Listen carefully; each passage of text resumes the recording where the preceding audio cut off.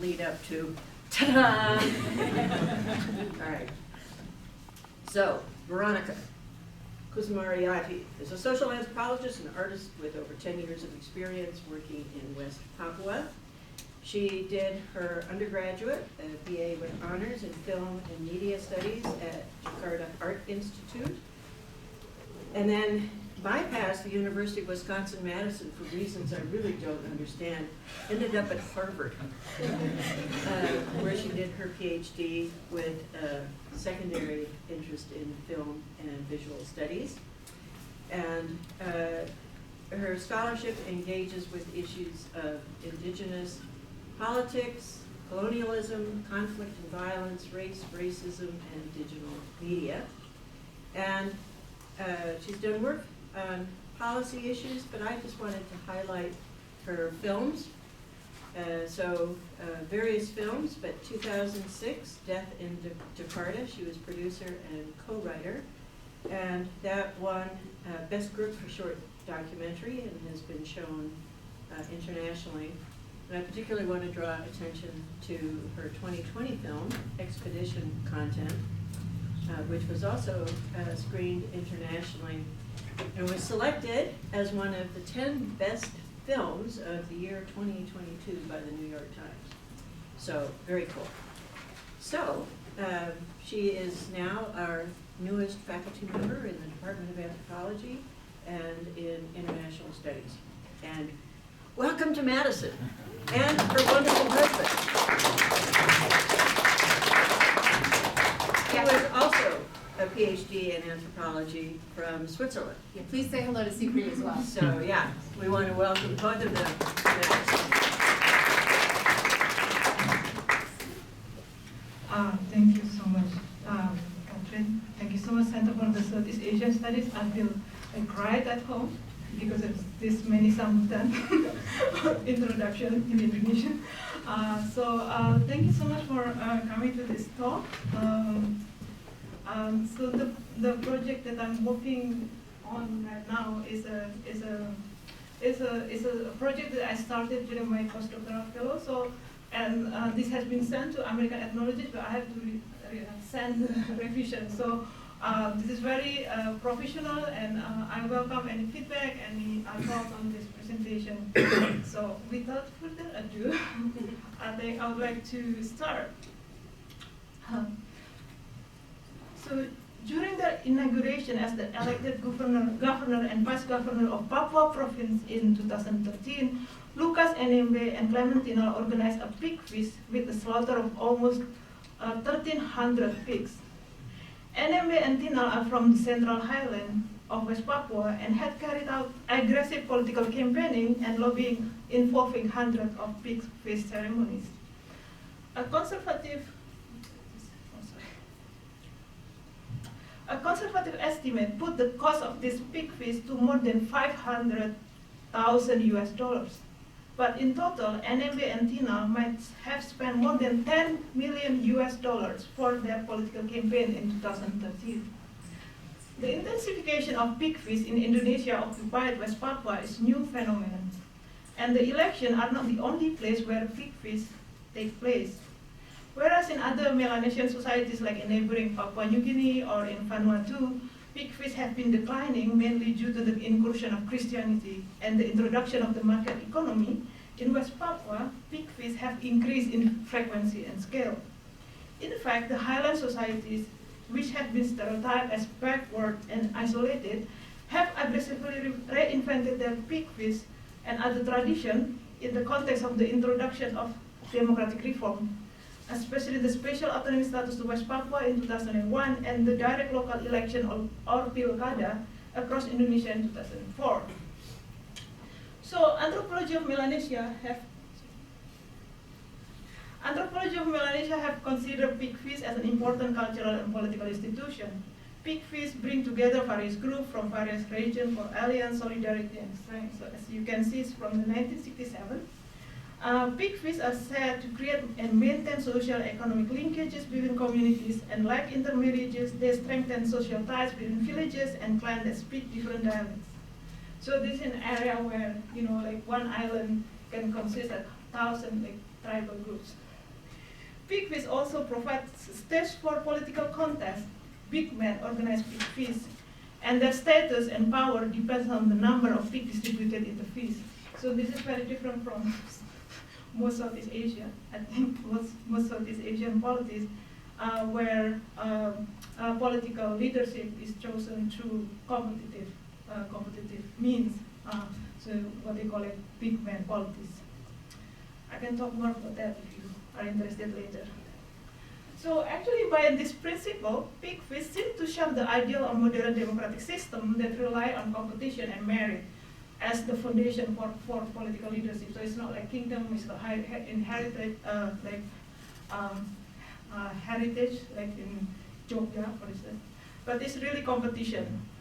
But yet, despite the compatibility and the importance of extra electoral institutions, especially kinship, Ibu Catherine has studied this in Thailand, and other scholars of Southeast Asia, the encouragement of the traditional structure of big fish has been characterized negatively as a revival of patrimonial and patron-client relation. In West Papua in particular, it has also been associated with tribalism and the so-called exclusionary identity politics, which the Papuan are accused of mobilizing their custom or adat and tradition solely for narrow political goal, which is to occupy the political office. The issue of Papuan custom and how it intervened in the democratization process has become a focal point of debate on the success and failure of Indonesian democratic transition, especially in the consolidation of election as an emblem of democracy after 32 years of Indonesian authoritarian rule from 1966 to 1998. During the new order, Indonesian elections were called a feast or festival of democracy, atau pesta demokrasi, highlighting its ritual function for the state. The elections were not meant to channel political aspiration of the voters, but to remove street politics from the political sphere. This is from Pemberton. In contrast, post-reform elections are hoped to provide an important space for fulfillment of the democratic promises. Coupled with decentralization reform, local direct elections specifically are expected to shift the centralistic political system during the new order, especially the center on Java or Jakarta, to a more participatory and democratic system. By giving more authority to local government and opening field of competition for local elites, elections are also hoped to reduce the centrifugal tendency in a unitary but multi-ethnic and multi-religious state like Indonesia. This is particularly true in West Papua.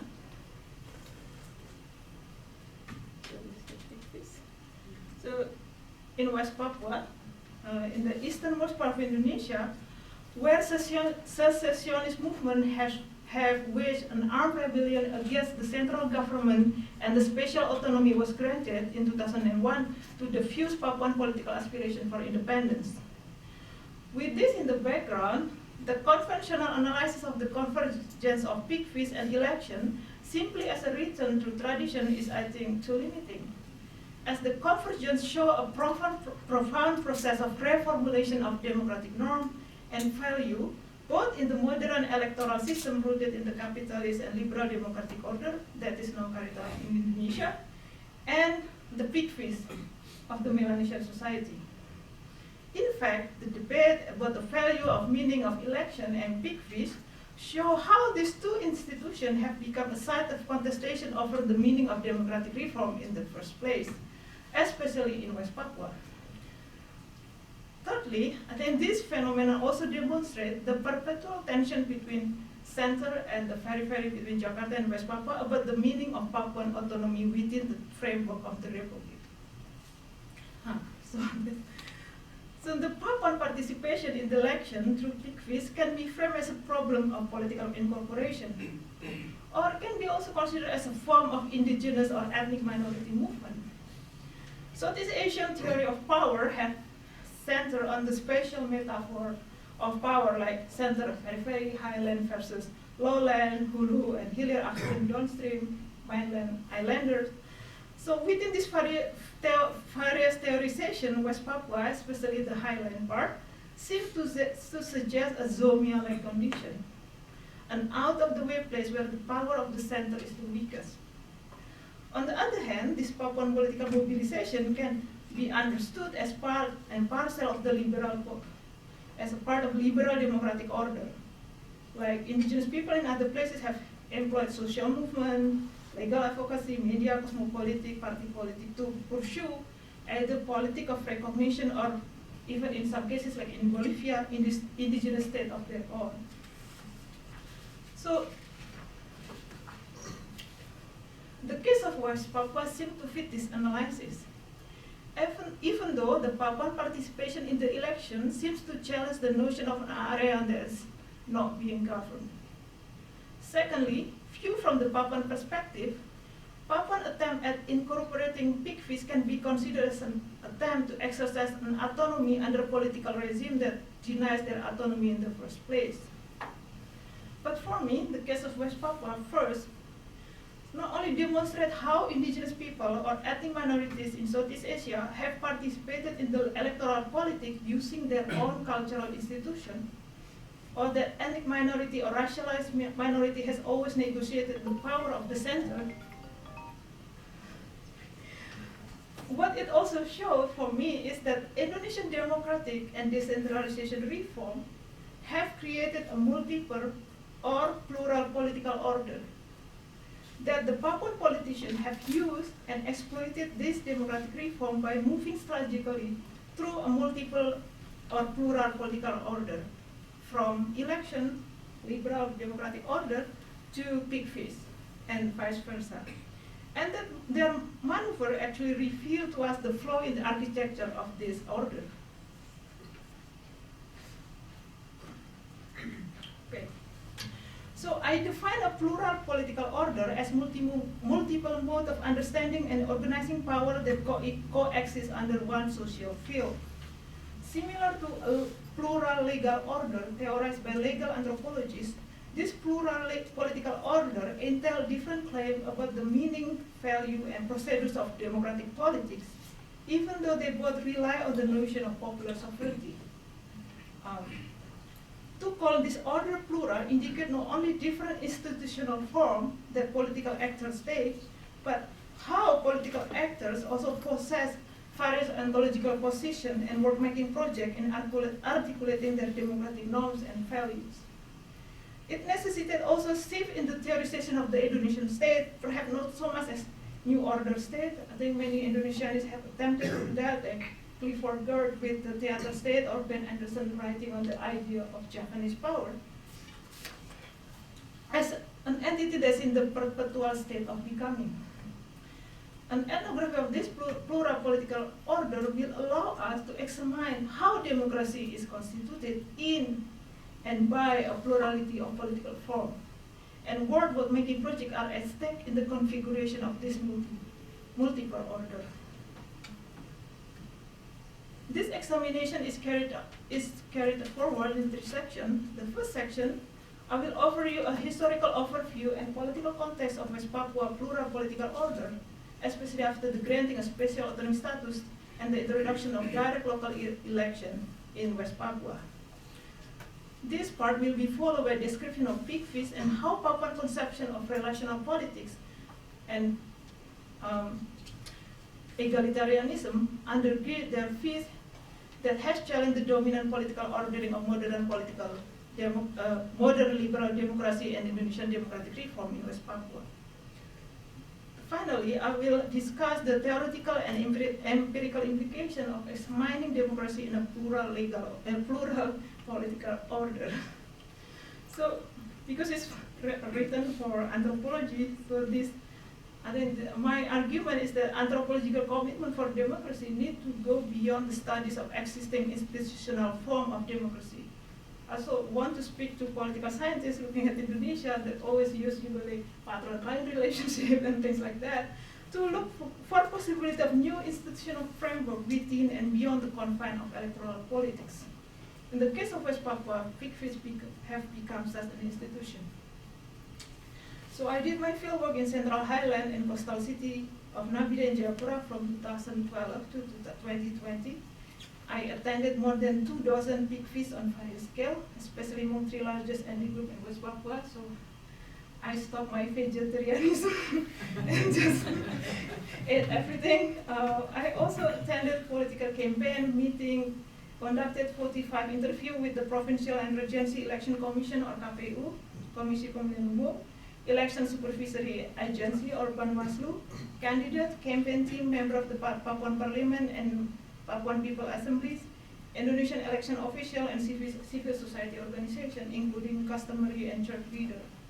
So I also documented 2 rounds of gubernatorial election for Papua provinces in 2013, 2018, 2 rounds of Indonesian presidential election in 2014 and 19, and 2 elections at the regency level in the central highland of Papua. So that's a lot of work. Okay. The first one is what the special autonomy status to West Papua. This area, West Papua, the easternmost, remote, and highly marginalized area of Indonesia, has been struggling for its independence since its first incorporation in the country in 1969. So it didn't participate in the independence proclamation in 1945. Occupying an integral role in the Indonesian national imagining, West Papua has become the nationalist cry of many Indonesian politicians, as the Dutch held this area until 70 years after the Indonesian independence. In 1963, through the New York Agreement brokered by the US and without the consultation of indigenous Papuan, the Netherlands was forced to transfer West Papua to Indonesia. And since 1965, an active independent movement has waged anti-colonial struggle, what they call an anti-colonial struggle against Indonesian central government. And the movement continues its strength even until now. In more than 50 years under Indonesia, this resource-rich region has supported Indonesian state and corporate cover while occupying the status of the country's poorest and most militarized provinces. In 1999, after the end of the authoritarian rule of Suharto and Timor-Leste restoration of independence from Indonesia, 100 of Papuan representatives met Indonesian President Habibie to demand a referendum. Shocked by this request, the Indonesian central government devised a new policy for the region by granting a special autonomy status to West Papua in 2001, similar to also to Aceh in the western part of Indonesia.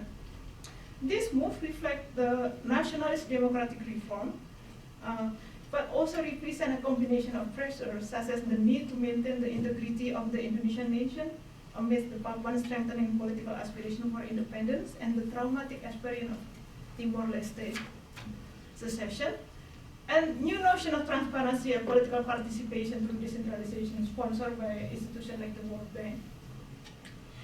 Both the Indonesian democratic reform and the introduction of special autonomy status ended the status as West Papua as a military operation area or DOM, daerah operasi militer, and provided an opportunity for the Papuan to self-govern.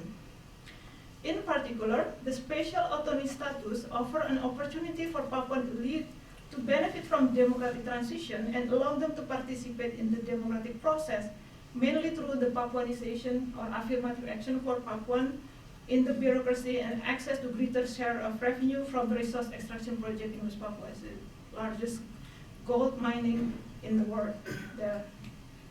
In addition, central government also introduced direct political electoral processes at the provincial or regency level of Indonesia-occupied Pilkada, and the redrawing of administrative boundaries or pemekaran as an integral process of decentralization reform across Indonesia.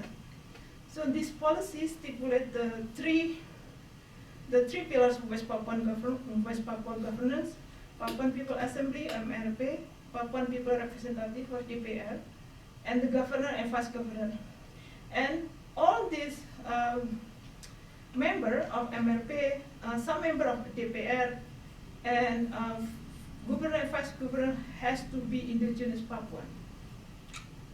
Broadly defined as those who racially belong to the Melanesian race. So this is the first time that Indonesia, as a state, uses this race-based affirmative action. Through this law number 21/2001, The Indonesian state framed Papuan racial identity as a positive alternative within multi-ethnic and multicultural nation of Indonesia. The affirmative action and the direct character of the election are meant to remedy the marginalization of indigenous Papuan and to pacify Papuan demand for self-determination. But unlike other special autonomy areas such as Aceh, the deliberation over West Papua special autonomy excluded the armed group. So in Aceh they talk with GAM, but in West Papua no. So it lacked the political legitimacy of the broader Papuan society. Secondly, the special autonomy status does not entail a provision for the establishment of local political parties. So this is also different from Aceh. And it, I think, reflects Indonesian anxiety and weaker legitimacy in West Papua. They don't trust Papuan enough. Thirdly, the special autonomy status does not challenge the power of the Indonesian security forces.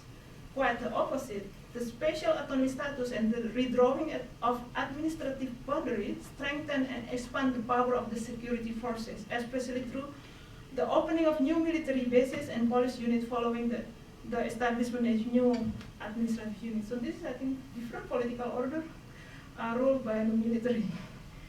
And lastly, the introduction of special autonomy status does not entail the recognition of Papuan fundamental rights, such as freedom of speech and freedom of assembly, especially pertaining their right to self-determination. So the election, therefore, are the only democratic platform that is recognized by the central government. It's very quite narrow conception of democracy, right?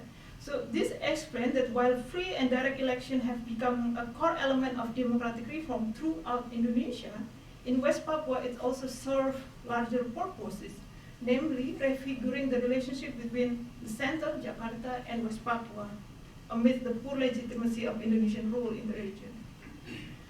So we can compare it to other area like the Goa region in Myanmar. It would be very interesting. So in West Papua, special autonomy and direct local election have widened the arena of political mobilization and altered the relationship between West Papua and Jakarta. But more importantly, it has shifted the locus of political strength from the coast to central highland, where 60% of indigenous Papuan live. So the central highland is there. The majority of Papuan live in the highland. So while the highland continue to be considered a backwater with associated stereotypes as Stone Age customs such as koteka, penis gourd, and backwardness, the highland politicians are well situated to reap the benefit of the democratic system thanks to their demographic and organizational advantages. These politicians, many of them male, but not exclusively so many women too, make use of their marginalization as political claim and mobilize existing competitive structure to run for office. Since the 2000s, the Highlanders have transformed themselves into major political force in West Papua, challenging the existing dominance of the better educated lowlander and Indonesian politicians. So throughout the new order, all governors in West Papua were Indonesian, member of the military. Only one was Papuan, but only after the 1998 that the governor was from the indigenous group, were from indigenous group. So Papuan actually have very mixed reaction to this. Several Papuan scholars and political leaders conceive the special autonomy and direct election as novel technology of domination, an exercise of colonial power, or politics of divide and rule, like the Dutch. Yet despite this reservation and Papuan general indifference to national election, so Papuan really are not interested in national level election, Papuan have responded with enthusiasm to the direct local election across the provinces. In the absence of the civil right, the arrival of election has become the paradigmatic site for democracy and public sphere there. Participation rate in the local election in most districts, particularly in the highland, are near 99%. you have to take this as a bit grain of salt, compared to the national rate at 76. The number of Papuan politicians who are eager to participate as candidates is also increasing. Against this background, Lukas NMB rises as one of the most emblematic models of new type of Papuan leadership. Lukas NMB has framed himself as a new big man and capitalized on his tribal network and Highlander sense of marginalization to challenge coastal Papuan politicians in 2006, 2013, and 2018 gubernatorial election. In his campaign, NMB asserted the message that this is the time for Kotekasan to govern West Papua. With other Highland politicians, he also consolidated regional identities based on the division between Highlander versus coastal people. After defeated by coastal Papuan politicians in 2006, NMB ran again in 2013 and prepared a fast campaign infrastructure by pushing a more territorial division in the Highland and building a trans-ethnic power bloc among regency heads in the Highland named after the Association of Regency Heads of Central Highland. These blocs act as collective and help each other in consolidating their power and solidifying their political mission as Highlander. NMB and Tina, along with other Highland politicians, also proposed a new voting system called the Noken, or netback system, which is a bank that's very popular in West Papua. So instead of one man, one vote, Papuan constituents can submit their vote in a group with an appointed representative subsequently report the group vote to election officials. So for instance, one clan or one village. This system enabled politicians such as NMB and Tina to mobilize their constituents through the traditional structure of war confederation. So this is comparison between Highland Hubula social organization and Indonesian administrative system that map also into electoral map. So ethnic group like Suku with regency, alliance confederation. So they mobilize the compound confederation and alliance level to win this different level of election. So a young coastal Papuan tells me about this system. You know, Highlander politicians are very clever. They use the excuse of geography to justify their Noken system. Geography is political tools, similar in the US, I guess, gerrymandering. And the Highlander are so smart in using it. Lukas NMB only won the majority of votes in 9 regions in Central Highland, but 9 could beat the remaining 20 regions in West Papua. In West Papua, political parties are important political vehicle, but its function is merely for fulfilling Indonesian democratic election requirement. The real machinery of political mobilization are personal trait of the politician, his or her network, charisma, ethnic affiliation, family clan, and so forth. As this politician testifies, the notion of charisma is shaped specifically by Papuan notion of generosity and skillful navigation of Papuan social relation.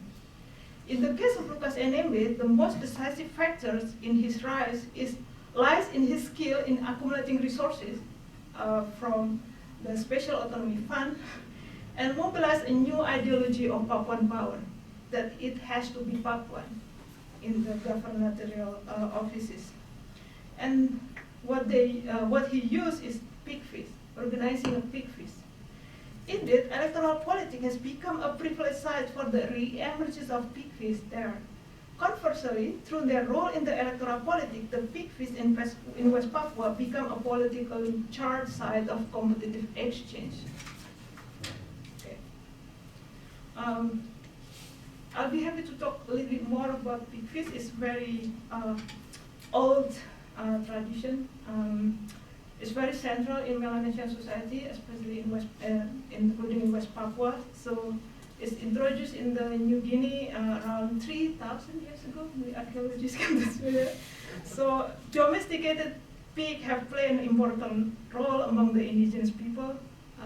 It's very different from the rest of Indonesia. So pig are still the primary livestock in the region, occupy a central place in ceremonial life. So every single ceremony has to sacrifice for a pig. And over the past 50 years, pig have remained major item of exchange and wealth item in this society. So ceremonial exchange, marriage exchange, conflict resolution, compensation are still dependent on the pig. And I'm actually a member of this Facebook group on selling and trading pigs. So I can tell you, like the price of indigenous pig are so much more expensive. It's like around $4,000 for one pig. And if it's imported from Indonesia, if we call it imported from Indonesia, it's cheaper. Maybe it's like around $900. So, so it's very interesting. Maybe I can do business.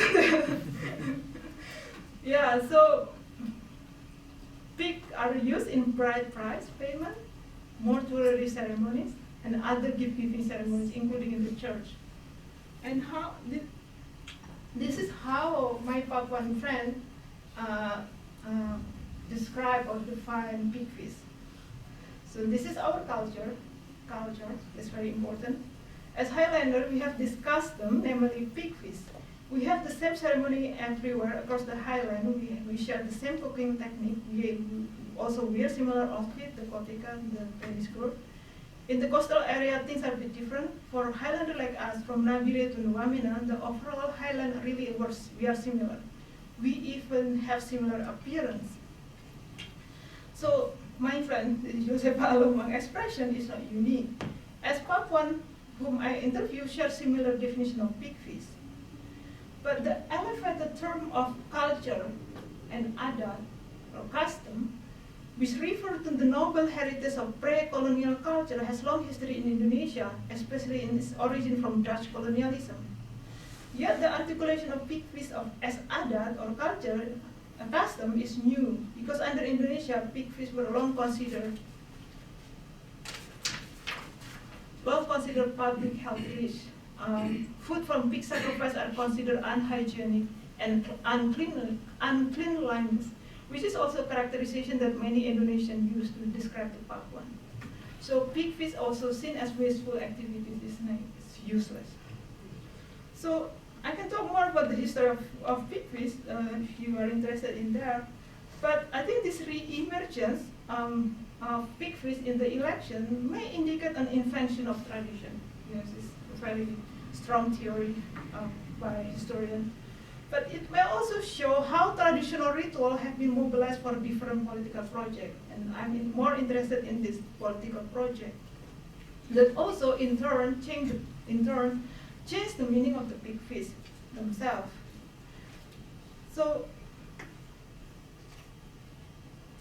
the resurgence of pig feast as distinctive Papuan political order began around 2013, when Lucas Nmb and Clementina ran with the support of coalition of 5 political parties. According to the Papuan special bylaw, candidates for governor and vice governor need to be nominated by political parties or coalition of political parties which hold at least 15% of the seat at the local parliament, or 15% of the total vote of local parliament election.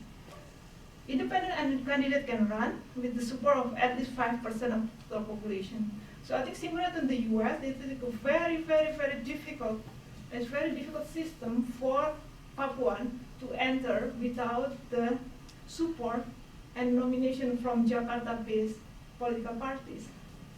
So this is the paradox of the West Papua special autonomy status and Indonesian democratic reform in West Papua. Namely, that the political and legal instrument that stipulate Papuan right to autonomy is the same instrument that subject them to the power of the Indonesian elites. So they have to have approval from leaders in Jakarta. But there are 2 ways in which Papuan candidates deal with the system. First, Papuan make use of money politics. This is already endemic in Indonesian political system. They strike deal with ruling parties in Jakarta by helping them gaining vote in West Papua. A lot of money involved. Secondly, during the gubernatorial election, the candidates organize pig feast for their voters, especially the Papuan one. But why? why they need to organize big feasts. I think because most of so from my interview, I have a lot of interview with the team success, which is the team behind this candidate, said that the organization of big feasts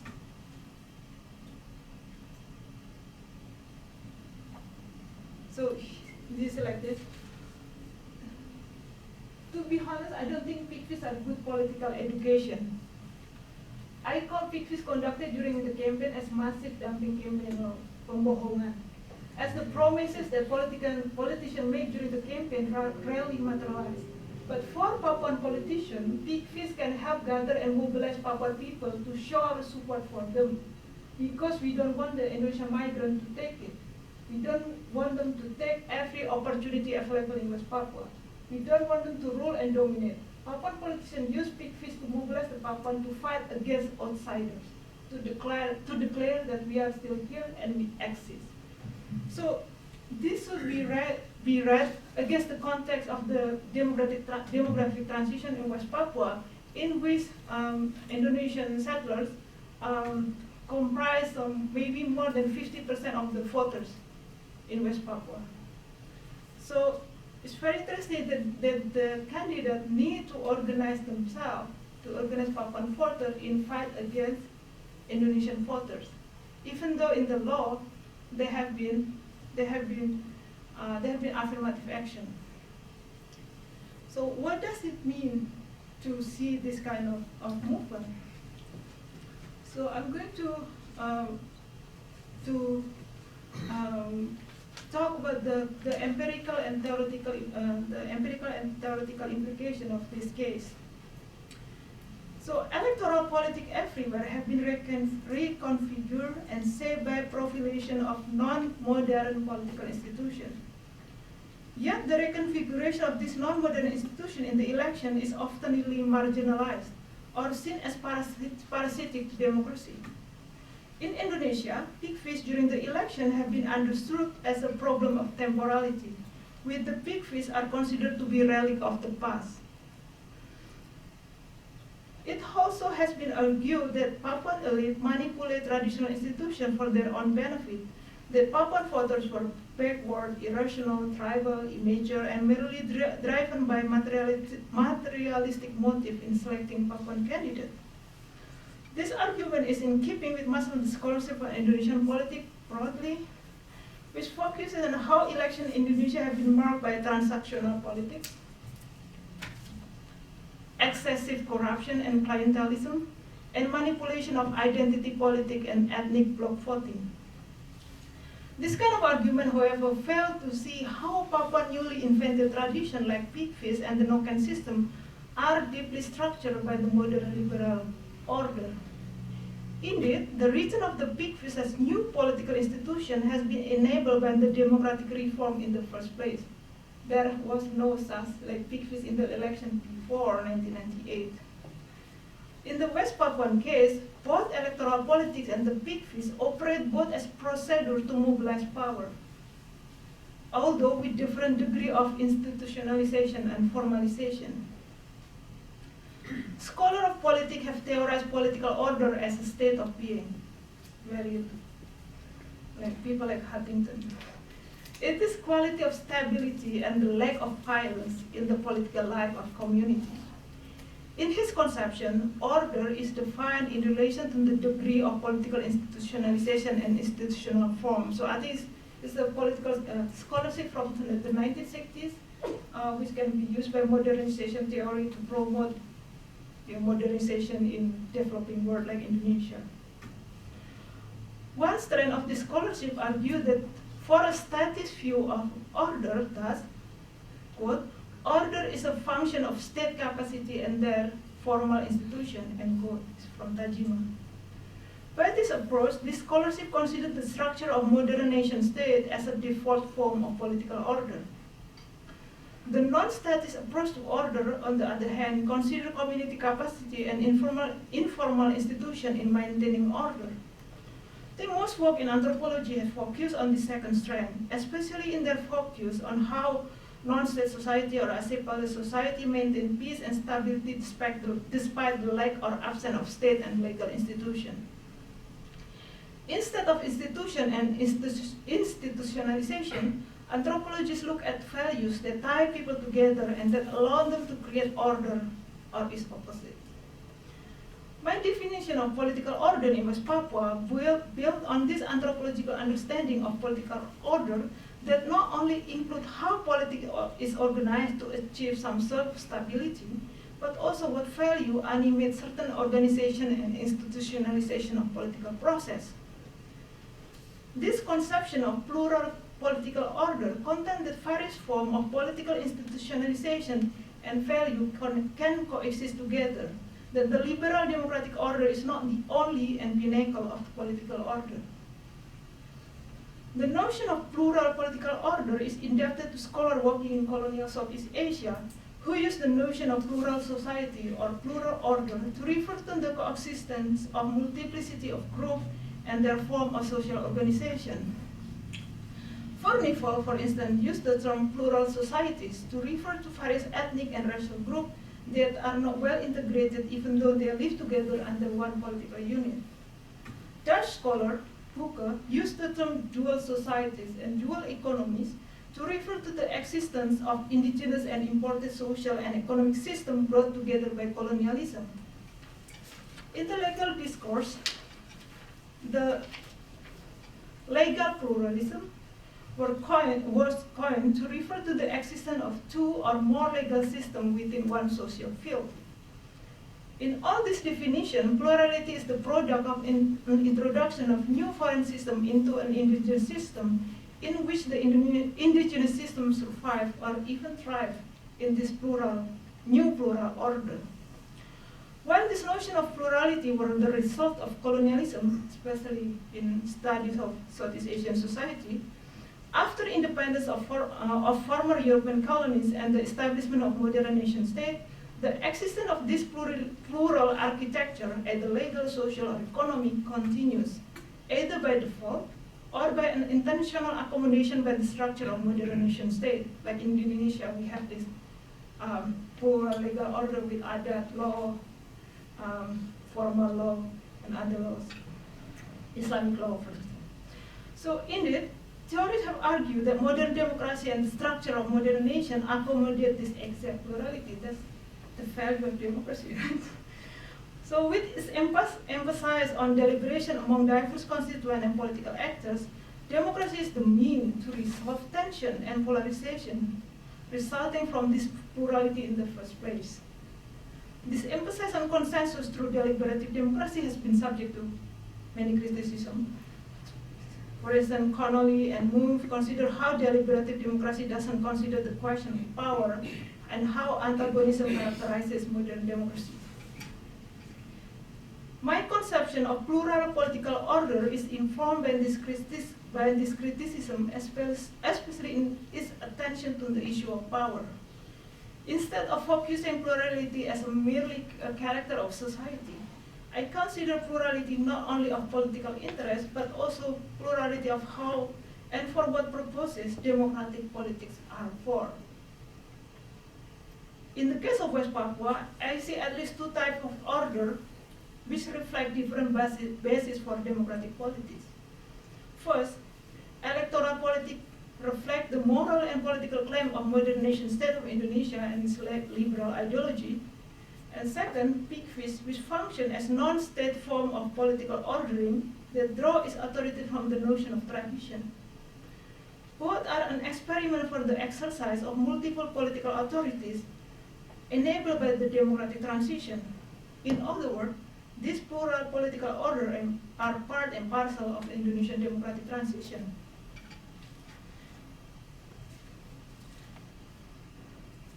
So, from this quote, my Papuan friend is highly critical of the Papuan elite, but he also highlights the symbolic and practical function of big fish for Papuan politicians who have long been marginalized from Indonesian politics. For this politician, direct local election have provided them with a useful arena of local and regional fame. At the same time, they are aware that elections are not a space for Papuan freedom and autonomy, as they have to rely on the Indonesian party machine and nation-state framework to participate. So to run for office, you have to testify that you are loyal to the Indonesian nation, to NKRI. In other words, Indonesian elections do not guarantee the fulfillment of the promises of the special autonomy law. As an alternative to this impasse, Papuans reinvent their pig feast and other traditions and mobilize it for their political project. As a Melanesian political order, pig feasts offer an opportunity for Papuan to forge a distinctive cultural and political sphere where outsiders, especially Indonesian, can be excluded or at least forced to adhere to Papuan terms. The pig feast seemed to be effective precisely because it built on the familiar trope of Melanesian relationality that it alienates the Muslim majority Indonesian and deny or rather marginalizes their participation. So, I mean, they make like some accommodation like using chicken meat, but the core of the party is the pig. In this sense, Highland politicians successfully use pig feast to transform the act of voting into a collective mobilization. So it's not an individual act of voting, it's an act of collective mobilization. Indeed, they frame the election in such a way that it becomes the modern and privileged site of Papuan political reproduction. It is not coincident that both pig feast and the Noken system are framed in the language of custom or adat. In the literature of custom in Indonesia, the emergence of various forms of customary institution in Indonesian politics has been understood as a local ideology of indigenous people, an articulation of indigenous political identity, or a political project of indigenous people. In this legal and political manifestation, this indigenous project of adat codification and recognition constitutes the country continuing landscape of plural legal order, where adat, religious, and state law coexist in single sovereign state power. The West Papuan case seemed to fit this trend of scholarship, especially in its historical precedents of marginalization, its mode of articulation, and early involvement. Melanesian scholarship, however, argue that the language of custom in PNG and Vanuatu, for instance, has functioned as political symbols against the foreign rule and Christianity. In this vein, pig feast may be understood as borrowing Rutherford word, a means to capture the foreign. That pig feasts are used to incorporate foreign elements, either money or electoral system, into the indigenous cycle of ceremonial exchange. But regardless of this analysis, however, as political form, pig feast and other Papuan traditions have become an important political order that compete for legitimacy in the fractured landscape of the state-citizen relation in the region. This finding bear implication for how democracy and democratic reform should be understood in the West Papuan context and beyond. The reemergence of pig feast then not merely marked the return of the big man or the arrival of patronage democracy, that's so many political scientists argue for, but also is an exercise of autonomy. I think for democracy, pig feast is manifestation of how Papua make democracy even more democratic. Thank you.